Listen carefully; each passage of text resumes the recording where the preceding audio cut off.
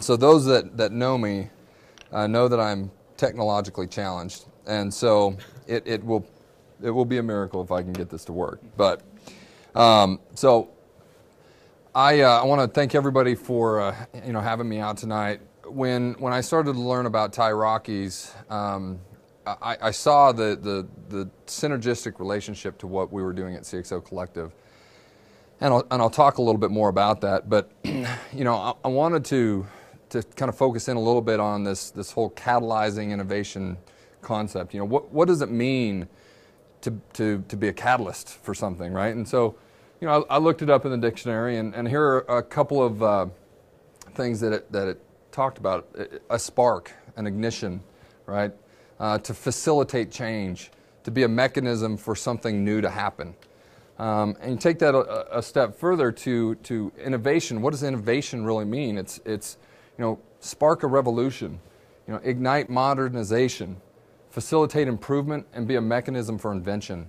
And so I think that title is a great title for what CXO is trying to do, because we're trying to be innovators in the world of capital formation, in talent acquisition, and how business owners and entrepreneurs get access to talent, and then trying to take this concept of coming together and creating wealth for ourselves along with business owners and entrepreneurs. And so I'm going to try to take this concept of catalyzing innovation and this concept of collective wisdom, and I thought it was kind of interesting that right there on the deal, like as if I put it up there, it says nobody is smarter or faster than everybody, right? And that just really kind of goes right along with what we're talking about. So I want to talk to you a little bit about, give you a little bit of background on me. This is a little bit about my story. I was a future oil tycoon. I raised capital and decided that I was going to be the next T. Boone Pickens. And does anybody know who T. Boone Pickens is? All right, good. Colorado, Texas, they understand T. Boone Pickens. You go to Washington, D.C., or up in the Northeast, and they're like, T. Boone what? Is that a steak or what? So I was convinced that was my future, and so I started an oil company. And I tell this story that I started an oil company by getting a private plane, flying down with some investors, looking at these oil leases and launching my company. And so I entered the business in a private plane. Unfortunately, I left the business in this Buick. All right, and that's important. I talk a lot about that publicly because, for one, when I'm on stage, I'm introduced as this guy, right? And I don't want anybody to ever get the impression that I've always been there. And I want to be able to, one, have the integrity that you talked about.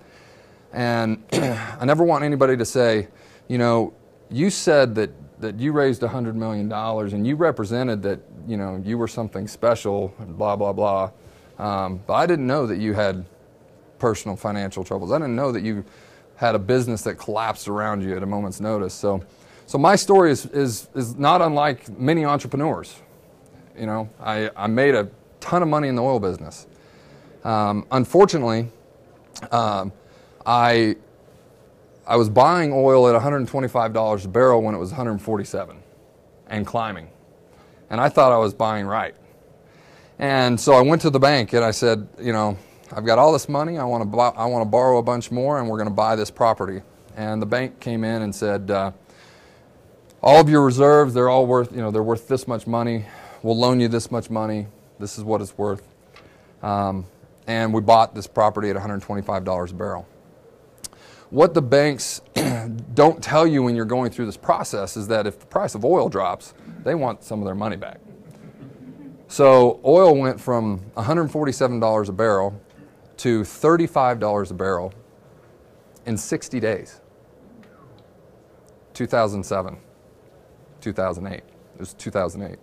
So this is mid-year 2008. Oil bottoms out at 35, and the bank calls the note. So it literally wiped me out. The oil tycoon was dead in the water.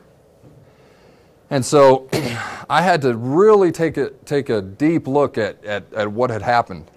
Just watch my own personal fortune evaporate in a matter of 60 days. And think to myself, what could I have done differently? And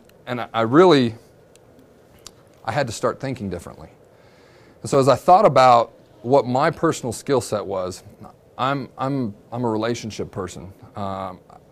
I enjoy raising capital. I enjoy putting deals together. So the time that I was the happiest in the oil business was when we were doing a new deal. The rest of the time I was kind of miserable. I didn't realize it, but the day-to-day operations, all the different things, managing, drilling, 3 and 4 wells at a time in 3 different parts of the state, and driving literally all over, hell and gone to service these rigs. It was just really not what I enjoyed doing. And I thought, if I'm going to go back and raise capital again, there's got to be something that changes. And that was, I've got to surround myself with seasoned serial entrepreneurs, people that have been there, people that have had success. Maybe they've had success and failure, but they've been there, they know the ropes. They know that the bank is going to come back and ask for their money back if price of oil drops, right? When I was running the oil company, I didn't have any of those advisors. I didn't have CXO Collective. I didn't have a group of entrepreneurs and business owners and professionals and C-level executives to turn to, like a TiE Rockies. I didn't even know TiE Rockies existed, right? And so I said, I've got to figure out this operational side of the business and how I can relieve myself of those duties, because I never want to do that again. And so I was at an event speaking on raising capital, and I met this gentleman, Jason Myers, my co-founder, and he had told me about how he'd scaled businesses and worked for Singular Wireless and was part of the AT&T merger, which was the largest merger in U.S. history, and opened 100 stores in New York City in a matter of 6 months, which was an impossible task, and just really knew how to operationalize and grow businesses. And I said, man, that is a guy that I need to really get to know. And so after I spoke on raising capital. And when you speak on raising capital and you tell people that that's what you do, all of a sudden you have a lot of friends. Right? So people surrounded me in the back of the room. This guy says, I've got a deal. You've got to look at it. It's scalable. It's just amazing. And I just need $500,000. It's $100 million company. I just need $500,000, right? How many times have I heard that? And so I looked at it, and it was a pretty good deal. It looked really attractive, but it was going to require massive growth really quickly. And so I said, I have someone on my team that is really good at scaling businesses. And he was part of the largest merger in U.S. history. Let me go get him. So I went back to the speaker ready room and I said, Jason, my co-founder now, I said, there's this guy, it's a deal. You need to come in and look at this deal. And so within about 6 hours of meeting each other, Jason and I were working on a deal. And so as we started to talk about what we saw in the marketplace and this opportunities that are out there, we said, I said, you handle the operational side, I'll handle putting money together, and we need to go after some businesses. So we started working on some deals, and the opportunities started to come our way, and we realized very quickly that our bandwidth was going to be gone in a heartbeat. So how do we take advantage of this huge opportunity that's so beyond us? So we knew that we had to attract the talent, we had to attract capital, and we could take advantage of these opportunities. And so we decided that we wanted to throw a party and see if anybody else wanted to get involved. And 2 years ago to tomorrow, December 12th, we threw a party at the Rio, right across the street in Lone Tree. And about 60 people showed up. We had no idea what we were doing. All we knew is that we were going to go out and buy, build, and sell companies, and we thought that that message would resonate. And it did. About 75% of the people there wanted to learn more about what we were doing. So we had to go figure that out. You know, what are we doing? How do we move this concept forward? How do we create momentum around going out and buying and building, selling companies? And so this concept of collective wisdom was really how we approached it. You know, instead of us trying to figure it all out, let's brain trust this. Let's put a bunch of people in a room and figure out how we can do this together. And that's really how CXO Collective was created. And so I want to take this idea of collective wisdom and talk through the three different areas of CXO Collective that we call the triad. And that is capital, which is what the C in CXO Collective stands for, expertise, and opportunities. So you've got capital, both investment capital, but also capital formation for businesses. You've got the talent, the expertise that is necessary to really grow those businesses, and then you've got the deals, right? And so I really serve two of these functions. I'm all about the deals, and I'm about raising capital and helping entrepreneurs find capital for their businesses. What we kind of figured out was that the magic really is when all of those three components come together in one place. And so I'll talk a little bit more about the capital side of this. The capital formation in this country, in my opinion, is broken. There's a complete disconnect between how money is raised and how money is deployed into businesses. So one of our other partners is a 30-year investment banker, and he tells the story of that as soon as he raises $10 or $15 million and he hands that check to the business owner, they never want to talk to him again unless they need more money. So he has no control over how that money is deployed into the business. It's just, here it is, here's all the money, go do with it and grow your business. Well, if you go back to the reason why the businesses fail and why so many of these deals that have raised 10 and 15 and $20 million have failed, it's not because they didn't have the right business model. It's not because they didn't necessarily have the right talent there that could execute. It's that they didn't execute and they didn't spend the money on what they said they were going to spend the money on. And so our model is a little bit different. When we put money into a business, we're not just writing a check. We're getting involved on the management of the business. We're making sure that if the use of proceeds is X, Y, and Z, that the money is spent on X, Y, and Z and nothing else. And so that's an important component. From an investment standpoint, the reason why I think the whole investment arena is broken is because you've got the major banks, financial institutions, that the only reason why they exist is to take your money, right? The only reason why they exist is because you let them have your money and they charge you management fees on it and 12B1 fees and custodian fees and all these other fees that just erode your ability to create wealth. And not only do they do that, but they tell you that the only way you should invest, the only way that's safe, is in the public markets. Right? I mean, maybe I'm preaching a little bit to the choir here because I'm in this kind of an environment, but the banks and the institutions who happen to control the lobby in Washington and all the regulations therefore, everything is geared around pushing money into the public markets, into mutual funds, into managed money accounts, and investing in big business, right? Very little is done from an institutional level to support entrepreneurship.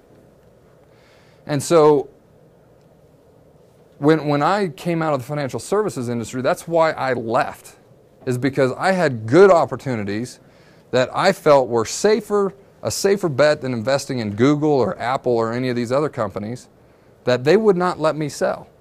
They would not let me raise capital for a business that was growing at 20% year over year, had tons of cash flow, and just needed a little bit more money to grow. They wouldn't let me invest in that deal because that was super high risk. Right? Well, if I can buy a business, right now we're looking at businesses, the deal that we're closing tomorrow, it's a $1.6 million deal. We're buying it at about 3.25% EBITDA. I mean, 3.25 times EBITDA. So from a personal investment philosophy of mine, is that a riskier bet than putting my money into Apple and hoping that they grow and betting on the fact that it's going to appreciate at a faster pace than getting my money back over the next 3 years? I think that the safer bet is to buy that company, put the right talent in place so that it can continue to grow and get my money back in my pocket over the next 3 years instead of giving it to Apple and hoping that by the time I retire that's appreciated to the point where there's something there. So let me ask you, how many in this room have invested in a private company this year? Okay, so for all of you who didn't raise your hand, why not? If you don't have any of your own money to invest, go out and find somebody else's money to invest in a private company. Because there's tons of money in IRAs and 401ks and all of these things that are just sitting there while the custodians take the fees, right? And, you know, I ran just a small example. If all of the IRA money in Denver, if everybody just took 50 grand and invested in a private company in the Denver market, the job creation would be through the roof. Nobody in this country would be able to keep up with the growth that Denver would be having. And the cash flow coming back to the investors that are investing in those private companies would accelerate the growth of their wealth 3 or 4-fold. And it would completely change the entire economy of Denver and then roll that out throughout the country. But that's not what the banks want you to know. That's not what the regulators want you to do. The regulators don't care whether you lose your money. They really don't, right? They just care whether or not it was deemed to be a risky investment and whether you were deemed to be smart enough or wealthy enough to invest in that company. So those things are slowly changing because we are pushing the envelope in Washington. Right before, I got a call right before I started, about 20 minutes ago. And one of our associates just came from a meeting with the SEC in Washington. And the crowdfunding, equity crowdfunding, Series A rules are supposed to actually be being implemented like imminently. We've been hearing that for a while. But if that does happen, what that will do is that will allow all of us as private companies to then start to advertise to not just the ultra wealthy, but to the general population about opportunities that we have right here. So we are trying to change the story a little bit. Part of it, the ripple effect of all of that media coming down and saying, small companies are risky, is that no capital ends up getting invested into the local entrepreneurial community. And if it does, it's very hard, and whoever's raising that capital is taking an incredible personal risk through exposure to regulations and regulators in order to get that capital invested on behalf of the business owner. So anytime that I work with an investor, I'm taking a huge personal risk that if they change their mind and invest in a little illiquid asset and blame me for putting them in it, I'm taking a risk there. So that ripple effect is what's keeping the money from being invested in the entrepreneurial community. The other thing is this concept of being an angel investor. I think is totally screwed up. I was in Washington, D.C. last week, and there was a panel of angel funds. And they said, if you as a business owner or an entrepreneur cannot show me how you're going to get me a 15x return within 7 years, take a hike. I don't want your money. I mean, I don't want your business. You're not getting any of my money. So 15x return, that's the benchmark that we're setting for ourselves. Well, if you take that to the general public of investors, they think that angel investing is like the cat's meow, right? Everybody wants to be an angel investor or a shark on Shark Tank. But my position is, if you show me a 15x return in the next 7 years, I'm not going to invest in you because I'm probably going to lose my money. Without a doubt. They're looking for home runs, and unless they do a very good job of managing that pool of investments, they're not going to get enough home runs and they're going to end up losing their money. And so it puts a bad name on on private investments, right? So let's change that a little bit and say, let's focus on businesses for the general investing public and show them how they can buy a business and get 30% of their money back within the first 12 months of investing. Let's call that angel investing, because we're being angels to that individual that has a retirement account that can't figure out how to generate any cash flow. But yet, their neighbor right next door is trying to liquidate his business that he's operated for 35 years. So we're trying to take this concept of collective intelligence and say, let's get together. Let's all of us start focusing on investing in these solid businesses. They call it crowdfunding now, but in my opinion, crowdfunding is going the wrong direction because they're encouraging people just to get on a website and invest in companies that sound attractive, that the due diligence has been done, but it's angel investing on the internet. Well, our idea of crowdfunding is creating a community like this, where, how many people do we have here tonight? Like 50 plus?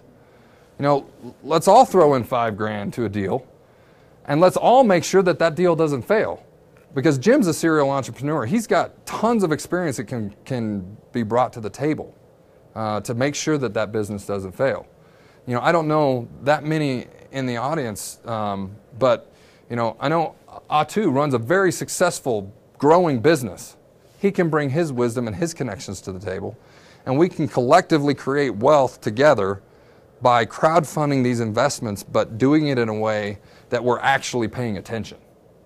We're making sure that we're going and having meetings with the acting CEOs that he's implementing the business plan. And all 50 of us get access to that CEO. I mean, how many of you get access to Apple's president, right? So we're trying to change this definition of angel investing. Start your own fund. We all know people with money. So one of the things that I'm encouraging you to do is start talking to all of your friends about investing in companies here locally. Get them to put up $50,000 or $10,000 or $20,000 or whatever, and start your own little group. And take that capital and go and invest it in a business that's growing, that's already successful. And if you've got a bunch of guys that are well-heeled and they've got big accounts, start a little fund where you're going to take a shot at a new and upcoming startup, knowing that you're all going to put in $2,000 or $3,000 or $5,000, and you might lose it, but it might go to the moon. So you don't have to be a financial services professional to start your own little group of people that want to put some money together and go make a difference. So talent, how we're applying this concept of collective wisdom when it comes to talent is, sorry, that slide's in the wrong place.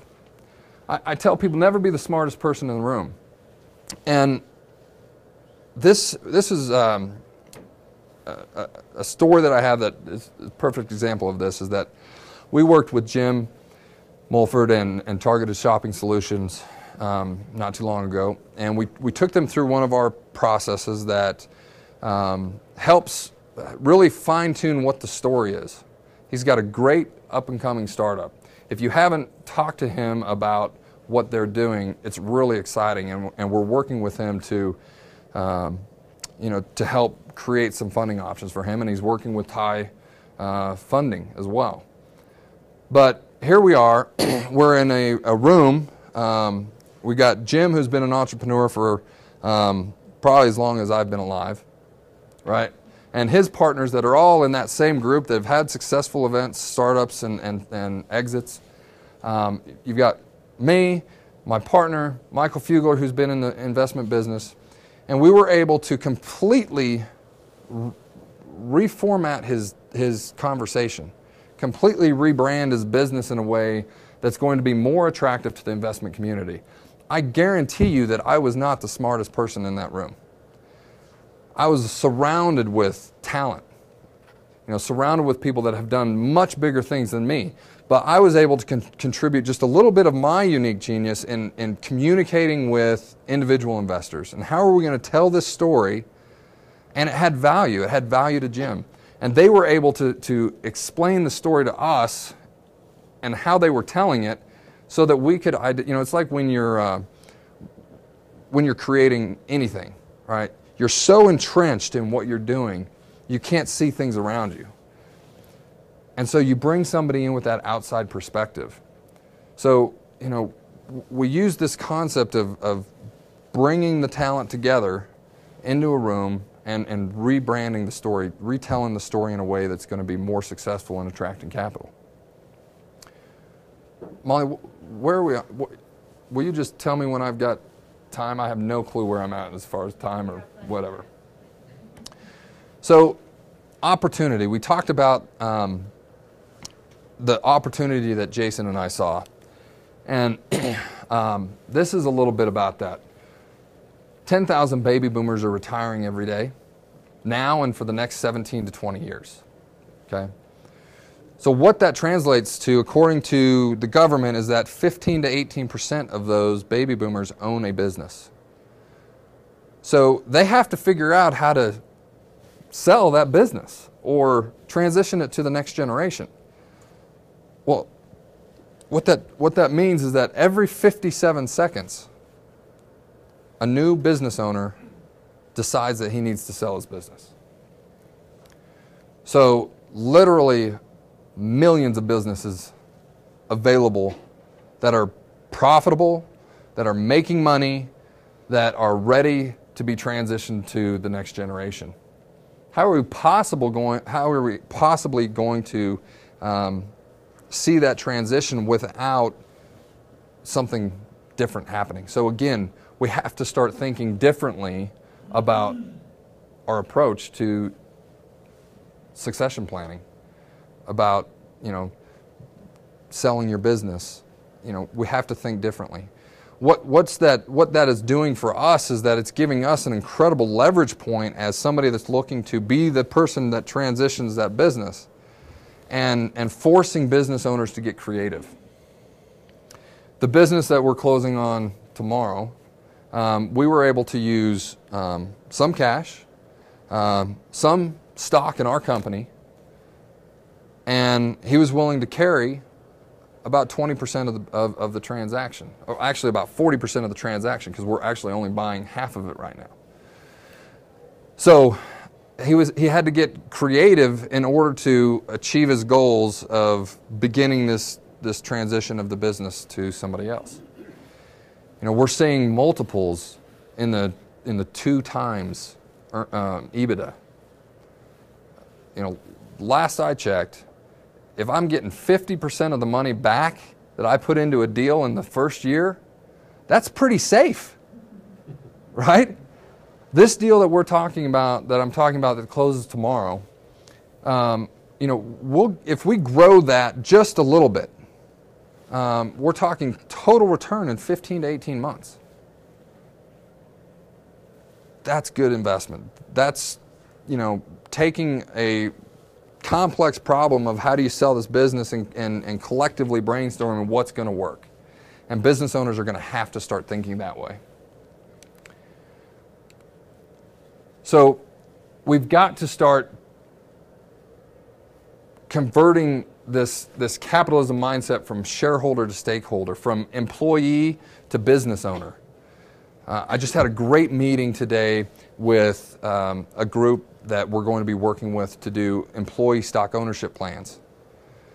and financing the acquisition of the business by selling a big chunk of the business to the employees, giving them ownership and allowing them to truly benefit from all the work that they've put in over the years. And this is going to be a huge transition and a culture change for people in the small business community. If you can show your employees how they're going to eventually own 75% of the company, you think they're going to show up on time? You think they may be willing to stay a little bit late and not complain about it? You know, it completely changes the mindset and the culture of that business. So again, I did not really understand ESOPs until recently.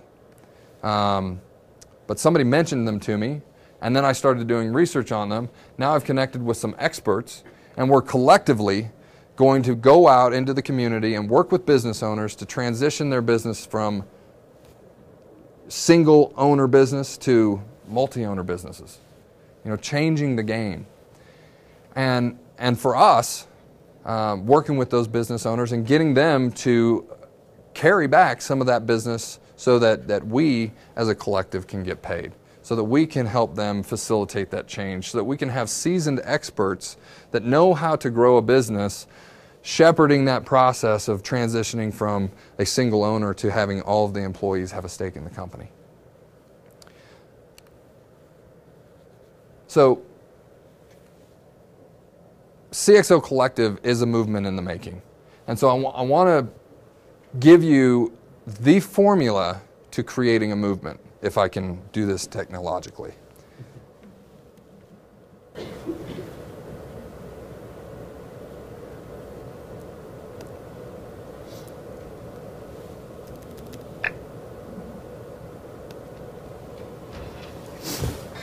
If you've learned a lot about leadership and making a movement, then let's watch a movement happen start to finish in under 3 minutes and dissect some lessons. This is me, Of course, a leader 2 years ago. wants to stand alone and look ridiculous. But what he's doing is so simple, it's almost instructional. This is key. You must be easy to follow. Now here comes the first follower with a crucial role. He publicly shows everyone else how to follow. Notice how the leader embraces him as an equal. So it's not about the leader anymore. It's about them, plural. Notice how he's calling to his friends to join in. So it takes guts to be a first follower. You stand out, you brave ridicule yourself. Being a first follower is an underappreciated form of leadership. The first follower transforms a lone nut into a leader. If the leader is the flint, the first follower is the spark that really makes the fire. Now here's the second follower. This is a turning point. It's proof the first has done well. Now it's not a lone nut, and it's not two nuts. 3 is a crowd, and a crowd is news. A movement must be public. Make sure outsiders see more than just the leader. Everyone needs to see the followers, because new followers emulate followers, not the leader. Now here come 2 more people, then 3 more immediately. Now we've got momentum. This is the tipping point, and now we have a movement. As more people jump in, it's no longer risky. If they were on the fence before, there's no reason not to join in now. They won't stand out, they won't be ridiculed, and they will be part of the in crowd if they hurry. And over the next minute, you'll see the rest who prefer to stay part of the crowd, because eventually they'd be ridiculed for not joining. And ladies and gentlemen, that is how a movement is made. So let's recap what we've learned. If you are a version of the shirtless dancing guy, all alone, remember the importance of nurturing your first few followers as equals, making everything clearly about the movement, not you. Be public, be easy to follow. But the biggest lesson here, did you catch it? Leadership is overglorified. Yes, it started with the shirtless guy, and he'll get all the credit, but you saw what really happened. It was the first follower that transformed a lone nut into a leader. There's no movement without the first follower. See, we're told that we all need to be leaders, but that would be really ineffective. The best way to make a movement, if you really care, is to courageously follow and show others how to follow. When you find a lone nut doing something great, have the guts to be the first person to stand up and join in. I promise I will keep my shirt on tonight. CXO is a movement in the making. We started here in Denver 2 years ago, and interestingly enough, we left that meeting and formed kind of a brainstorming committee, and we had about 12 people that wanted to help figure this out. Each one of them had serious C-level executive resumes, but we didn't have any entrepreneurs in the group. And so what we heard was, what's the model? I'll be able to manage it. Give me the spreadsheet, and I'll be able to show you how to scale it. Give me all of the variables. Well, how do you create a business plan for an organization where nobody's ever done it the way that you envision it being done, and you have no idea what the variables are? So none of that exists. That initial group ended up joining when we decided, and we said, hey, we're going to be a membership organization that has a pathway to partnership, and we're going to affect change in the community by surrounding our businesses with the talent necessary to grow, and we're going to buy, build, and sell companies. And none of them joined. So we were still the lone nuts, right? And I started to think maybe I was crazy. But then the next event we had was in January, and Wally, who's in the back there, raised his hand and said, I see what you're talking about, and I want to be a part of it. And he was our very first member. And so now we were starting to get out of the lone nut stage, right? Well, now we've got chapters in 9 functioning chapters in 9 cities. We're launching 3 more. We've got members in 6 different countries, from Australia, New Zealand, Panama, London, Hong Kong, and one other one that I can't pronounce. And we're 200 members strong and growing. We did 7 deals last year. We're closing on one of what I consider to be, it's still small, but it's a $1.6 million deal. We're buying half of it. And the partners that decided to step up and help continue the movement going by writing a check and becoming a partner are getting rewarded with $400,000 of that company without putting up another dime of additional capital themselves. So we've got a model that is different. We think that we can affect change within the entrepreneurial community. We think that we can affect change in the investment community, taking this message to individual investors of all types. Whether you've got $1 million or whether you've got 10 grand to invest, you should be considering these types of investments, regardless of what the regulators and the government will tell you. You are smart enough to invest in a private company, right? It doesn't take a rocket science to figure out that getting 30 or 40 or 50% of your cash flow, your investment back in the first year is not that risky of an investment, right? We talked at this conference of conscious capitalism, and we started to talk about changing that narrative. Now, I was definitely a fish out of water at this conference. I'm from Colorado Springs, pretty conservative town, and I'd introduce myself, and people would say, "Where are you from?" And I'd say, "Colorado Springs." Normally, I get, "Oh, Colorado Springs is beautiful," and I got, "Oh, I'm sorry." 5 times, like we've got the plague down there, right? So finally, I sat down at a table with this lady, and she says, "Oh, I'm sorry. The only place worse than Colorado Springs is Oklahoma, which is my other home." And so I said, "What are you, a flaming liberal?" And she said, "Yes, and I'm queer too." And I said, well, great, we're going to get along wonderful. And but they're thinking differently. They're thinking about the environment, and our point was that they're talking about making change and investing in companies that have,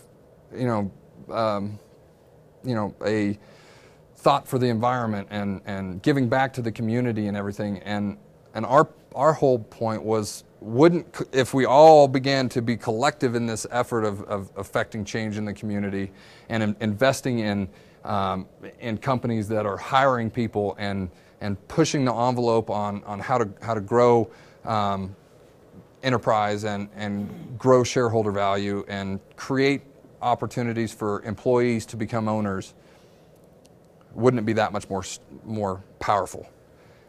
And so that is our mission: affect change in the community through collectively bringing everything that we have to the table, bringing our unique genius into every situation, and giving of ourselves to help others. We're not an organization of what's in it for me. Every single member that has joined and started to come into our organization that was wondering what's in it for me has left. And everybody that has joined and come to the table and said, what can I contribute? How can I take this message and make it more powerful? How can I help? They're all happy. We're all, trying to improve this mission, trying to make the movement bigger, and trying to reach out into the community to do better. So my message to you is, don't be afraid to be the lone nut. It's really not that bad, right? Join a movement, create a movement, join our movement, whatever, but start bringing everything that you have to the table to the community so that we can all be more successful, so that this economy can grow, and so that we can all create wealth collectively. Thank you.